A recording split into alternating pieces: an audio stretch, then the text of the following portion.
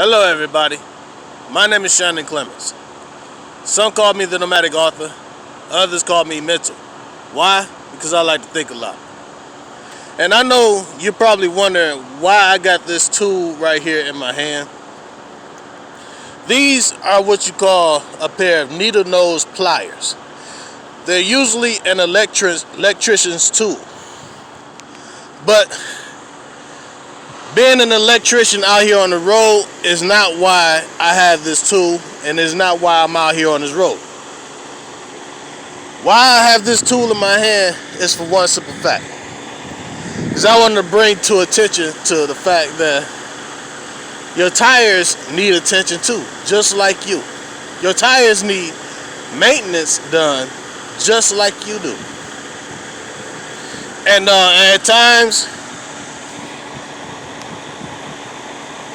your tires will literally let you know because they start getting rough and rugged and screwing up. And hell, if you ignore them for so long, just like your body, they'll wear and tear down, and you'll have no choice but to do some type of maintenance work on it.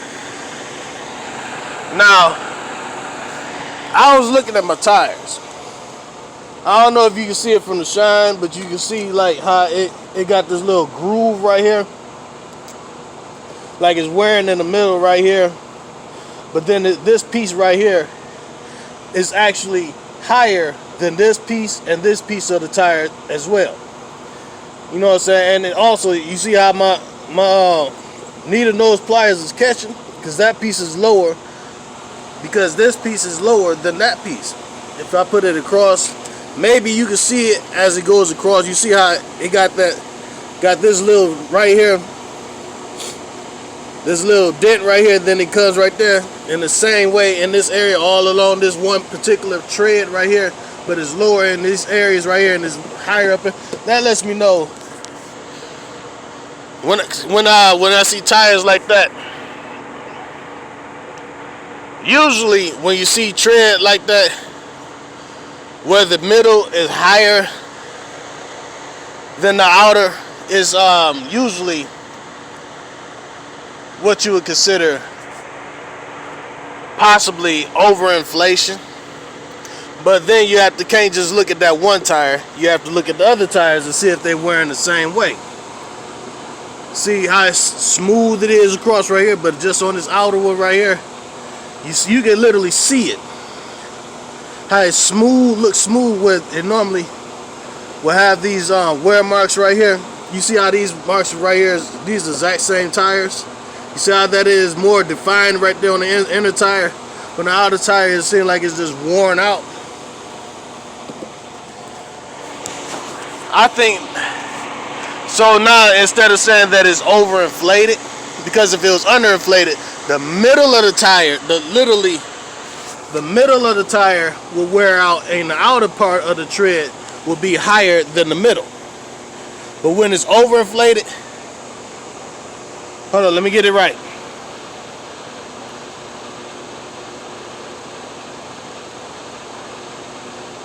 Yeah, that's the way it is. And when it's overinflated, it's usually when it's overinflated, the middle wears out more than the outer parts of the tread.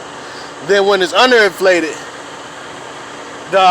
you start finding outer wear on the outer part of the tire. When you have the suspension problem, that's when you start seeing groove marks in the tread that look like little hops and little circles and all the other stuff. You know, that lets you know that your tire is hopping. You know what I'm saying? Just because your suspension. Of course, you're gonna hop going down the road because you got a lot of uneven roads, and some of the streets is just not paved right. But then you have the other hop because you have more than usual hop because your suspension is actually going bad. You know, so in this one, it's practically a brand new truck. But at the same time, I don't want to say just because it's a brand new truck, things can't go wrong when they can. See, I don't have that problem. It's just on the outer side. So you know where that comes from? Because you don't see it. You see it on that one, but you don't see that on this one particularly right here. And then you have that one. And then, so that let me know there's something going on right here with this area right here, with this particular tire by itself. Can't say that it's just running on, you know what I'm saying, running on the side of the highway where they have them deep indentations, you know what I'm saying, you can make that little loud noise when you run over it. You can't say it's because you got it prevalent on this tire right here, but you don't have it on the inner tire, you don't have it on the inner tire on this one, and you don't have it on the outer tire on this one right here. But you got it on that tire. So that lets me know there's a problem going on right here in this one particular tire right here. And it could possibly be, well, it's not the airbags going back. The airbag is full. Then you have another airbag right here. That's good. So that lets me know to check out the rest of the parts of the suspension as well. Up in there, you know what I'm saying, the brakes and all the other good stuff. Now, another reason why I wanted to draw attention to the tires is because a lot of people never actually check their tires, and they never notice tire tread wear that way, you know what I'm saying, looking like that. But also because if you look at my tires, what you notice is you don't see all them little rocks and pebbles up in there, and that's because I actually just got finished taking the time to pull them out, which is why I have this tool right here.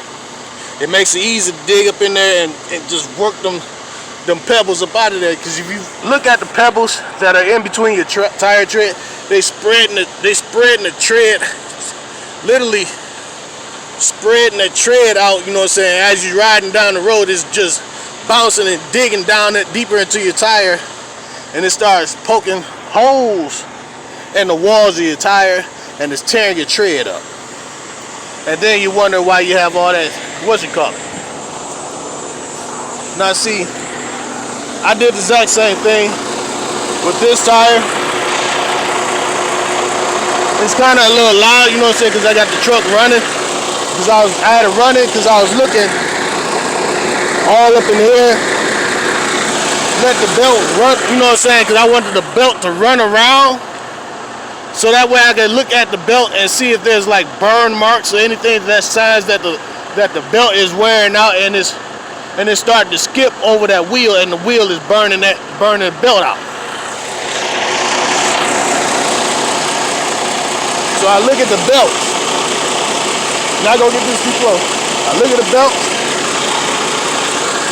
I don't see none of that burning stuff. I don't see where it's been frayed at. None of that, you know, so it's showing that the belt is weakened. So the belts are good. I take a look all down up under there. I don't see nothing leaking. I look at my hoses. I don't see nothing spraying out, you know what I'm saying, let me know that there's a coolant leak. Coolant is basically just water, you know what I'm saying, that's what they call it, water, but it's really coolant. It has a certain chemical mixture to help keep the engine cool and everything when it starts running hot. But I also look for any wisp of smoke. That lets me know that the engine is possibly hot, and if it's hot, something is leaking down up on there that I just couldn't see. You know, I don't see none of that. So that lets me know there's not no leaks, but it also could be considered an exhaust leak. But the only way to really know if it's an exhaust leak is to actually pull one of the exhaust hoses loose and do the little cigar test. You take a cigar, you know what I'm saying, or you can't use your vaporizer, you know what I'm saying, because it vanishes in the air. Take a cigar, you don't inhale it to where it goes down in your lungs, but you take a mouthful of the smoke and you blow it into the tube and let it go right on down into the exhaust, and you'll see where it starts leaking out anywhere on that engine to let you know that there's an exhaust leak somewhere. Now, also I check, you know what I'm saying, look, see I got got enough washer fluid up in here. But as I look at this, when I had the engine shut down, I noticed that there's a line where it say minimum for cold for the coolant. Mine's is like that much far below the coolant, so that means I need to get some coolant and get it soon, because it's below the minimum mark, and my engine could possibly start overheating. And because people don't pay attention to that, because they really don't pre-trip, they trip. They just start it up, look at the gauges, and the gauges tell them that everything's fine, so they hop on up out of there and do nothing. So it's more like they depending on that computer system to tell them everything, and that computer system can actually go bad, where there's something actually wrong with your truck, but you'll never know it because your computer system is faulty. So you have to actually get out and visually check too. Come around to the other side. The reason why I want to hit this other side is for one simple fact.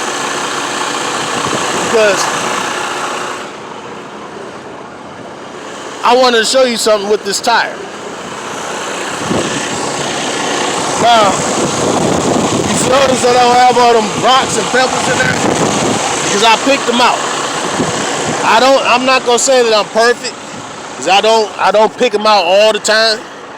But you know what I'm saying? People, you know, you probably drive from, it's dark when you start and it's dark when you get out. You know what I'm saying? You have to take a flashlight or something. You just be tired. But you know what I'm saying? When you do your 34-hour reset or whatever, you know what I'm saying? Just take the time to check over your tires. You never know, because last time I did this a couple of days ago, but I remember a couple of weeks before that, I had pulled a couple of days ago, I pulled a little small nail about this long up out of my tread. And then when I did it 2 weeks ago, I pulled another nail up out of my tread as well. So, and it leads you to wonder, where's these nails coming from?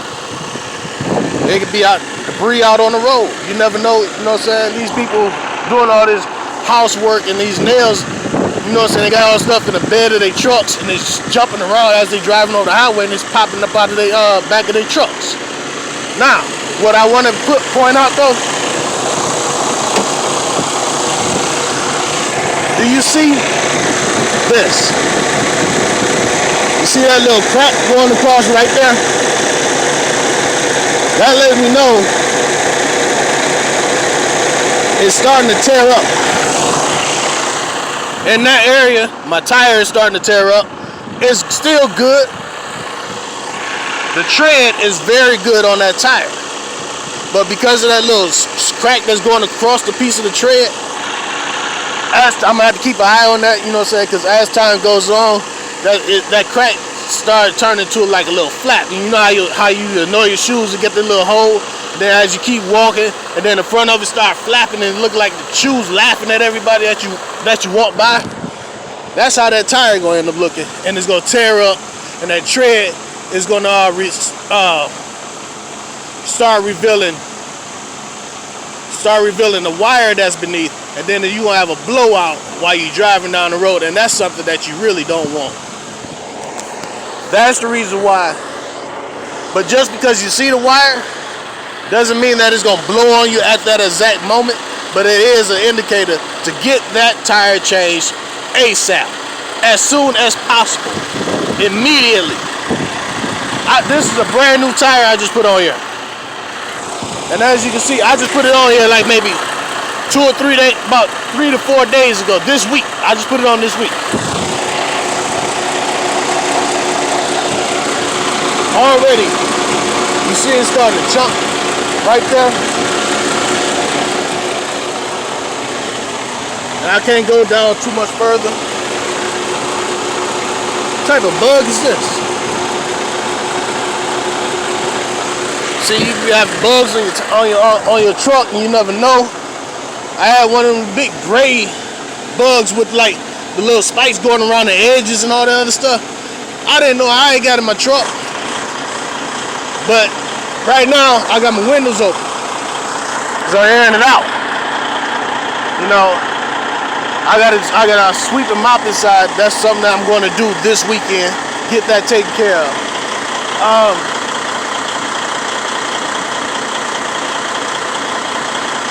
What else? Oh, I was talking about the tire. I just put that on there this week, and you see they got a little small piece of chunk of the tire that's missing already.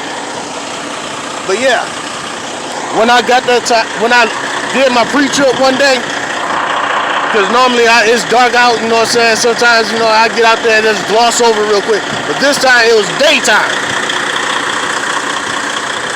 It was during the daytime. I had no choice but to see it. I walked over.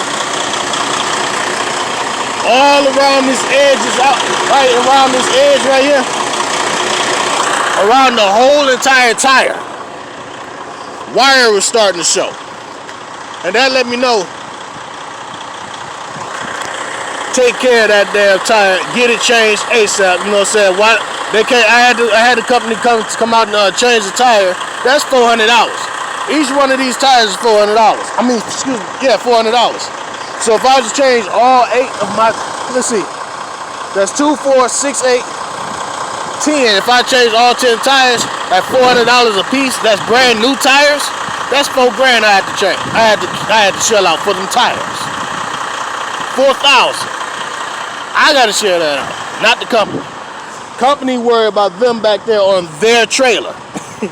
You know what I'm saying? And that in itself is like maybe $3,600.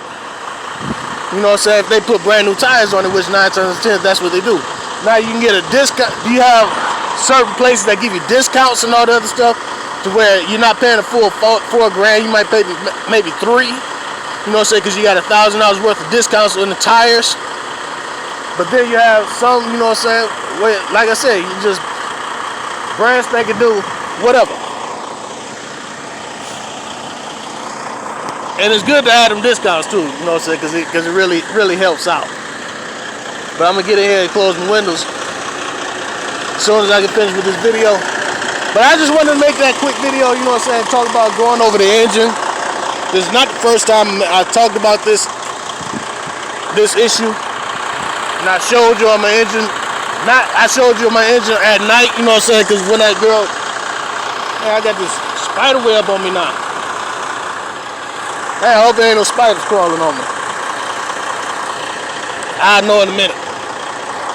But anyways, just when that woman got, that one female trucker got found down in Louisiana dead in her truck. She had been dead for like a few days. Flies all on the inside, you know what I'm saying, eating away at her, rotting corpse, all types of stuff. I'm sorry for that family to find out that their daughter ended up dead like that.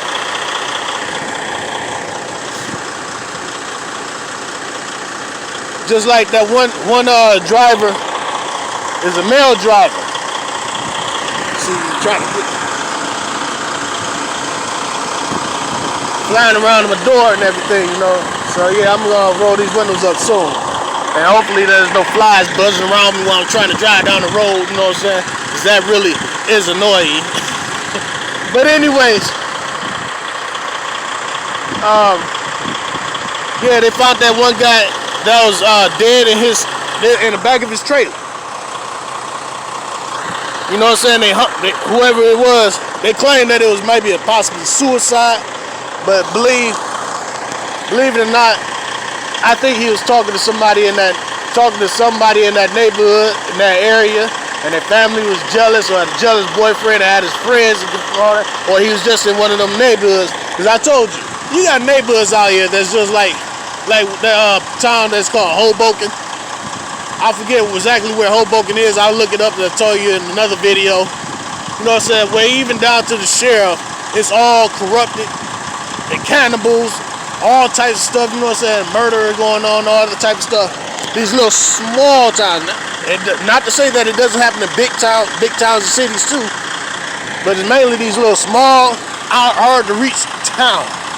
That's way out in the middle of nowhere. And that's how they found old boy. In the back of his truck.